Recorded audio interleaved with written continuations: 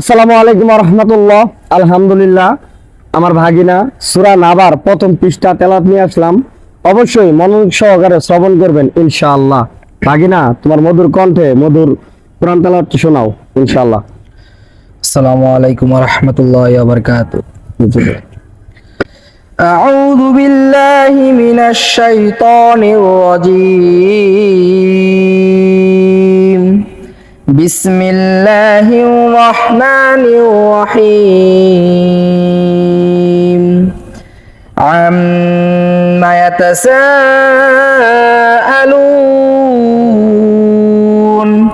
عن النبأ العظيم الذي هم فيه مختلفون. كلا سيعلمون ثم كلا سيعلمون. ألم نجعل الأرض مهادا والجبال أوتادا وخلقناكم أزواجا وجعلنا نومكم سباتا وجعلنا النهار معاشا وبنينا فوقكم سبعا شدادا وجعلنا سراجا وهاجا وأنزلنا من المعصرات ماء سجاجا لنخرج به حبا ونباتا وجنات ألفافا.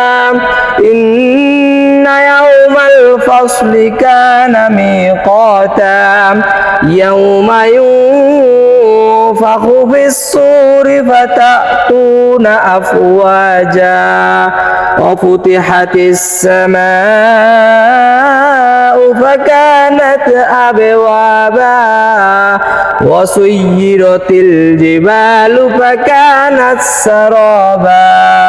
إن جهنم كانت مرصادا للطاغين مآبا لابثين فيها أحقابا لا يذوقون فيها بردا ولا شرابا إلا حميما وغساقا جزاء وفاقا.